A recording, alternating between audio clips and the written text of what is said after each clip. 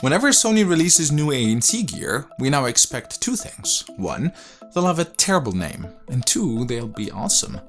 The WF-1000XM4 continue in the tradition of terrible names, but do they also continue in being awesome? Let's find out. Before we talk about the earbuds themselves, I want to take a moment to talk about the packaging because that's the first thing that caught my eye. Sony is using no plastic at all, and 99% of the paper packaging is produced using recycled and sustainable material, which is a great step.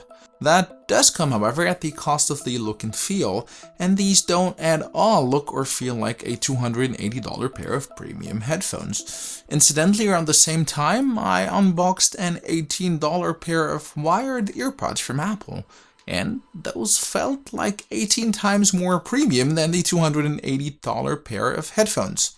Don't get me wrong, I'm all for sustainability, and one can argue what matters is the product inside and not the packaging that you'll throw away anyway, but others can also argue that the packaging does play a role in the whole experience. Let's leave it at the packaging is great for the environment, but not a premium vibe or a premium unboxing experience. But that won't matter much once you actually open the packaging and try on what's inside. Which gets us to the case, and most notably the size of the case, which is a huge improvement over the annoyingly large footprint of the previous generation, the 1000XM3. The case with the XM4 is significantly smaller. Sony says it's 40% smaller. I didn't measure it, but that sounds about right. Not quite as small as the AirPods Pro case, but still significantly smaller and much easier to carry around in your pocket. The buds sit in magnetically and the case closes magnetically as well. I prefer that over the button latch of the other cases like the Bose QC Earbuds, as I can more easily operate this with one hand. The case charges via USB-C, but also has wireless charging. The earbuds. The buds themselves are also smaller, about 10% than the previous generation, and they no longer stick out, which is a welcome redesign. They're also IPX4 water resistant, so they'll be okay with sweat and some splashes. They don't use master-slave like the Bose QC Earbuds. You can use either the left or the right earbud independently, which is great. This also means you get a more stable connection. The ear tips are also redesigned. Previously you'd get silicone tips and foam tips. Now you only get these unique polyurethane foam tips, as Sony calls them, which seem to be a hybrid of the silicone and the memory foam tips. Foam tips usually provide much better seal than silicone ones, but often wear out quickly. It's too early to tell about the longevity of these, and they do seem to be more durable than memory foam, but time will tell. What is certain though is that they do provide an excellent seal, which greatly helps with passive noise isolation. Comfort. When it comes to comfort, I'd say they're okay. Getting a good seal, which helps with blocking out noise, comes at a cost. The tips have to be snug and tight, which isn't the most comfortable thing. You can always feel them there. Mind you, I did not find these uncomfortable, they just weren't as comfortable as, say, the AirPods Pro, which also benefit from being smaller and lighter as well, which adds to that comfort.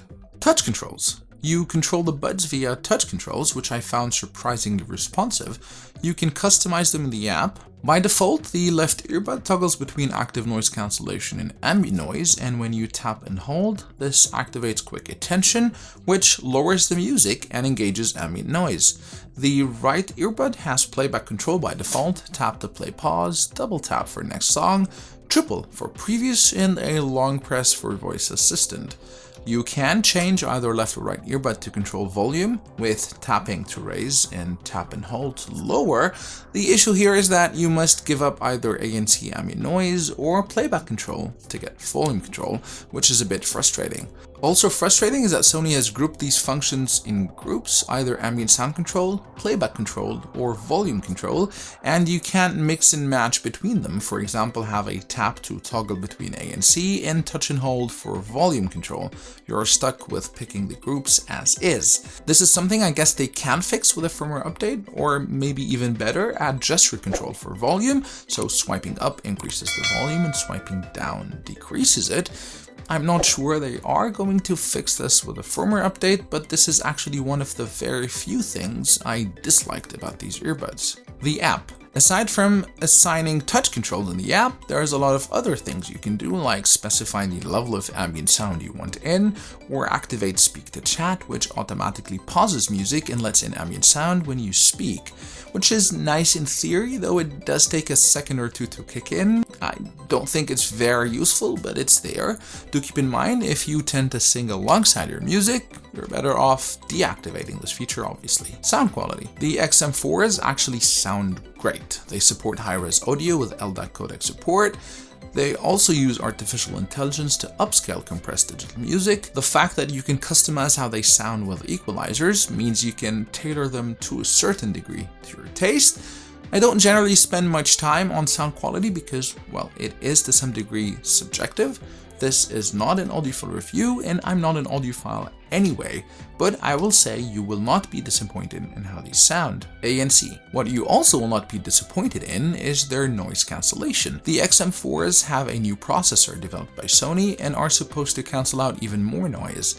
They also have dual microphones on each bud, one facing forward and one facing backward, to catch more of the ambient sound and, well, eliminate it. And on that they do deliver.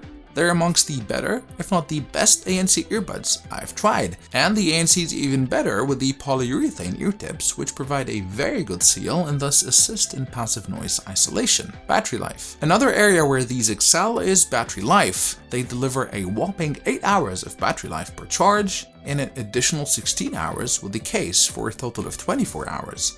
This is with ANC on. With ANC off, they go up to 12 hours and 24 with the case for a total of 36 hours. A 5-minute quick charge gives you about 60 minutes of playtime. Call quality. These buds promise exceptional call quality because they actually use both beamforming mics to pick up your voice clearly, but also bone conduction sensors to detect your speech vibrations and try to isolate background noises. Let's find out how they actually sound. This is a call quality test of the Sony WF-1000XM4 in a quiet environment. Peter Piper picked a peck of pickled peppers. A peck of pickled peppers. Peter Piper picked. If Peter Piper picked a peck of pickled peppers, where's the peck of pickled peppers Peter Piper picked? Now let's see how they perform with the noisy hairdryer in the background. Peter Piper picked a peck of pickled peppers. A peck of pickled peppers. Peter Piper picked. If Peter Piper picked a peck of pickled peppers, where's the peck of pickled peppers Peter Piper picked?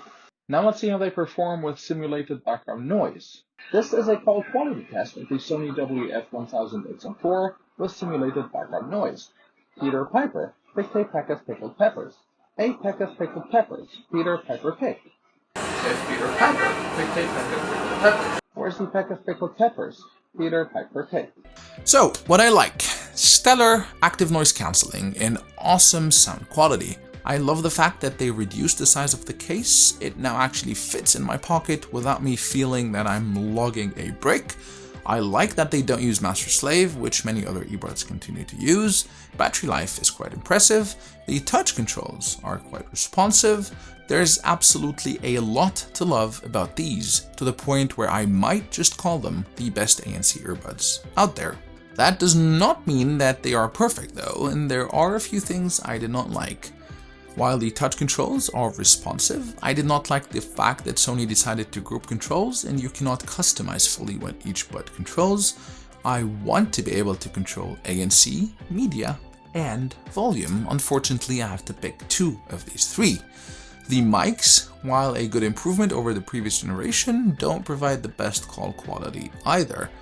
They're also not the most comfortable of buds because of the foam ear tips, which, as I said, give you great isolation, but they just don't disappear in your ear like the AirPods Pro do. You still feel them there.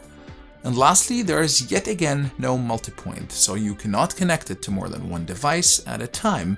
And we're continuously seeing this feature missing from earbuds, unfortunately, with the exception of Jabras, who usually have it. Despite all these disappointments, I'd still crown these the kings of the ANC earbuds on the market today. Sure, other earbuds do a few things better, yes, but as a package of features, these just might be the best all-rounder ANC earbuds. Let me know in the comment section what you think, and as always, if you like this video, please consider pressing the thumbs up button on YouTube and subscribing to my channel if you'd like to see more of this content, as this encourages me to continue producing it. Until next time, cheers.